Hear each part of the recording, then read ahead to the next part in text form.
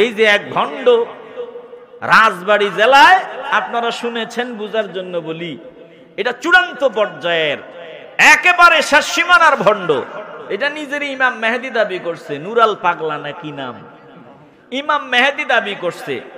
আবার এটা কোরআন অবমাননা করেছে, আজান বিকৃত করেছে, একামত বিকৃত করেছে, এমনকি তার মরার পরে তাকে যে জানাজা দাফন কাফন সব ইসলামী শরিয়ার বাহিরে হয়েছে, ভিতরে হয় নাই। এজন্য একদল গরম হয়ে গেছে, বেশি গরম। গরমের ঠেলায় তার ওই কবর মাটি থেকে উঁচুতে 12 ফুট 10 ফুট উপরে তারে কবর দিছে একটা সিস্টেমে। তারা খুব চালাক, ওরে কবর দেওয়ার সময় হতে পারে এমন মেডিসিন দিছে যাতে 2 বছরেও 3 বছরেও তার লাশটা না পচে। এখন মাটি থেকে একটু উপরে উঠায় দিছে, জানে তো একদল গরম হইছে তার কবরটা ভাঙবো। আর কবরটাও বানাইছে এমন ভাবে কাবার আদলে, কাবার বাউন্ডারির মতো করে, কাবার গিলাফের আকৃতি দিয়া তার কবরের বাউন্ডারি দিছে। তো ওখানে যারা মুসলমান তারা বেশি আবেগী হইয়া এটা ভাঙছে। ভাঙার পরে যে উঁচা তার কবর মাটি থেকে, ওইটার মুখটাও ভাঙছে, ভাঙ্গা তারে কবর থেকে বের করছে। দেখেন, তারে কবর দেওয়া হয়েছে আজ থেকে 15-16 দিন আগে। 15-16 দিন আগে তাকে কবর দেওয়া হয়েছে। এখন কবর থেকে ওঠানোর পরে তার লাশটা ঠিক আছে, এটা দুনিয়ার মানুষ দেখছে। এখন তার লাশটাকে পোড়ায়া দেওয়া হয়েছে, তার লাশটাকে প্রকাশ্যে পোড়ায়া দেওয়া হয়েছে। সে একজন ভণ্ড, জঘন্য পর্যায়ের ভণ্ড। এখন আমরা এই যে তার কাবাকে, আল্লাহর পবিত্র বাইতুল্লাহ কাবার অসম্মান করেছে, এজন্য তার ওই কবরটাকে ভেঙে দেওয়া আমরা সমর্থন করি। যদিও এটা মুসলমানদের কাজ ছিল না, এটা প্রশাসনের কাজ ছিল। প্রশাসনও কিন্তু এখানে মারাত্মক চালাকি করেছে, যে জানে এটা ভাঙ্গা হবে। আপনাদের এলাকায় যদি এরকম কোন ভণ্ড যে আজানে বিকৃতি ঘটাইছে, একামতে বিকৃতি ঘটাইছে, যে ইমাম মেহেদী দাবি করেছে, কোরআন অবমাননা করেছে, এই রকম কোন ভণ্ডকে যদি কবর দেওয়া হয় 12 ফুট উপরে, এরপরে যদি সিস্টেম করে কবর দেওয়ার পরে ওই বাইতুল্লাহর মতো তার কবরের উপরে বাইতুল্লাহ আল্লাহর কাবা ঘরের মতো বানানো হয়, তাইলে তো এটা ভাঙবেই। কথা কয় না? প্রশাসন ভাঙা প্রয়োজন ছিল, তারা ভাঙে নাই। এখন সাধারণ মুসলমানরা তারা ভাঙছে তো ভাঙছে, এ পর্যন্ত ঠিক আছে। কিন্তু ভাঙার পরে তার লাশটা যে কবর থেকে উঠাইয়া পোড়ানো হয়েছে, এটার সাথে আমাদের কোনো সমর্থন, আসতে বলবেন না, কোনো সমর্থন। তার লাশটা যে কবর থেকে উঠাইয়া পোড়ানো হয়েছে, এতে করে বেশি আবেগ দেখাইয়া সীমানার বাহিরে গিয়া লাভ হয় নাই 1%, ক্ষতি হয়েছে 1000 গুণ। কথা কয় না? তাম দুনিয়াকে এখন দেখাইতেছে, দেখো বাংলাদেশের মুসলমানরা কত নির্দয়, কত নির্মম, কত নিষ্ঠুর, কত ভয়ঙ্কর। তারা কবর থেকে লাশ উঠায়া পোড়া দেয়। অতএব বাংলাদেশে জঙ্গির অভাব নাই, বাংলাদেশকে সাইজ করতে হবে। ভারত তো এটারও খুব বড় করে প্রচার করবে, সারা দুনিয়ার বেঈমানরা বড় করে প্রচার করবে। এখন ফল কি হবে? বলে এখন ফলটা হবে এই, মুসলমানরা যারা আন্দোলনে নামার চেষ্টা করবে, ফাঁসালাল করে ফেলবে এই ঘটনাকে সামনে এনে। কথা কয় না? আর আমাদের বদনাম সারা দুনিয়ায় ছড়ায় গেল। আর তাদের লাভ হলো এই যে নুরাল পাগলা ভণ্ডটা, বেয়াদবটা, তার তো ছেলে ফেলে আছে, এখন তাদেরকে আমরা চিনতাম না, জানতাম না, সারা দুনিয়ায় তাকে ফেমাস, পরিচিত করে দিল। এখন সব ভণ্ড ওখানে যাবে। আপনারা কি মনে করেন লাশটা পোড়ায়া দিলে আর ভণ্ডামি হবে না? আরে যারা ভণ্ড তাদের কাছে তাদের লাশের ছাইয়েরও অনেক দাম। কথা কয় না? এখন এই ছাইগুলো জমা করে কবর দিয়ে এটারে আরো বড় মাজার বানাইবে। তাইলে লাভ হইল কি? লাভ হইল কসু, কিচ্ছু না। এখন খাইবেন ভুনা। এইরকম আবেগ দেখানো যাবে না, সাবধানতা অবলম্বন করতে হবে, যেটার সাথে ইসলামের কোনো সম্পর্ক নাই। আপনি বেশি আবেগ দেখাইতে যান। সাহাবায়ে কেরাম বসা, হঠাৎ করে একজন অমুসলিমের লাশ নিয়ে যাওয়া হইতেছে, দাঁড়ায় গেলেন। অন্য সাহাবারা বললেন যে আপনি দাঁড়াইলেন, এটা অমুসলিমের লাশ। তিনি ডাক দিয়া বললেন, শুনিয়া লাও, এটা অমুসলিমের লাশ, হয়তো কি হয়েছে, এটা তো মানুষ। আমি নিজে দেখছি আল্লাহর নবীর সামনে দিয়ে একটা জানাজা নেওয়া হইতেছিল, একজন ইহুদির জানাজা।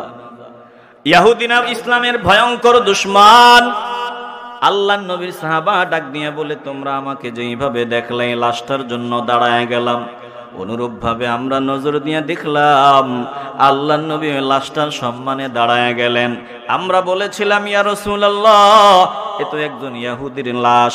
আল্লাহর নবী বলছেন, হক না, ইহুদি তো দুশমন ঠিক আছে, ওরা ভয়ঙ্কর দুশমন ঠিক আছে, কিন্তু সে তো একজন মানুষ, মরে গেছে, এখন আর কিছুই নাই। বলে একটা লাশ মানুষ তো, এই জন্য তাকে দাঁড়ায় সম্মান দিলাম। এ মুসলমান নবীর আশিকের দল, এই জন্য সাবধানতা অবলম্বন করা দরকার। অতিরঞ্জিত কোনো কিছুর সাথে আমাদের কোনো সম্পৃক্ততা নাই। জোরে কোন ঠিক কিনা? আসতে বলবেন না, জবান খুলে বলেন ঠিক কিনা। রাগ করছেন আপনারা? বিরক্ত হইতেছেন? এবার একটু দিল দিয়ে অনুধাবন করেন। তাইলে আল্লাহর নবী রাহমাতুল লিল আলামিন, শেষ নবী। আমি যেখান থেকে এতগুলো কথা বললাম, বাংলাদেশের মানুষ হুজুগে বাঙালি। এখন যদি কেউ ইমাম মেহেদী দাবি করে, তার পেছনেও ভক্তের অভাব নাই। দাবি করে, তার পেছনেও ভক্তের অভাব নাই। যেমন মির্জা গোলাম আহমদ কাদিয়ানী নবী দাবিদার, তার অনুসারী বাংলাদেশে অভাব নাই। আল্লাহর নবী বলেন, শুনিয়া লও, আমার পরে কেউ নবী নাই। ওয়া খুতিমা বিয়ান নাবিয়্যুন, আমাকে আল্লাহ বানাইছেন সবার আগে, সবার পরে আল্লাহ জমিনে পাঠাইছেন। আমার মাধ্যমে নবীদের আগমন আল্লাহ সমাপ্ত করে দিয়েছেন। আমার নবী শ্রেষ্ঠ নবী, আমার নবী শ্রেষ্ঠ নবী। আমার নবীর মতো এমন দামি নবী আল্লাহর কাউরে বানান নাই। জোরে কোন ঠিক কিনা? আসতে বলবেন না, জবান খুলে বলেন ঠিক কিনা। আল্লাহর নবী রাহমাতুল লিল আলামিন বলেন, এখন যেই হাদিসটা শোনাবো তাও সহিহ হাদিস। আবু হুরায়রা রাদিয়াল্লাহু তাআলা আনহু থেকে বর্ণিত, আল্লাহর নবী বলেন, আল্লাহ আমাকে অন্যান্য নবীদের উপরে 6টা মর্যাদা দান করেছেন। বলে, বহু মর্যাদা নবীকে আল্লাহ দান করেছেন, কিন্তু এই যে হাদিস তেলাওয়াত করব, এই হাদিসে 6টা মর্যাদার কথা স্পেশাল ভাবে এসেছে। আল্লাহর নবী বলেন, ফুদ্দিলতু আলাল আমবিয়াই বিসিত্তিন, আল্লাহ আমাকে অন্যান্য নবীদের উপরে 6টা মর্যাদা দান করেছেন। অতীত জাওয়ামিআল কালিমি, 1 নাম্বার, আল্লাহ আমাকে অল্প কথায় ব্যাপক অর্থ ব্যক্ত করার যোগ্যতা দান করেছেন, আমাকে জাওয়ামিউল কালিম দান করেছেন। জোরে কোন আল্লাহু আকবার। আপনাদের মনোযোগ আসেনি?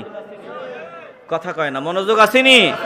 নবীকে হাদিসে 6টা মর্যাদা আল্লাহ অন্যান্য নবীদের উপরে দিবেন, এর মধ্যে একটা জাওয়ামিউল কালিম আল্লাহ আমারে দিবেন। নবী বলতেছে, জাওয়ামিউল কালিম কি? কথা কম, এটার অর্থ ব্যাপক। চিল্লে বলবেন আল্লাহু আকবার।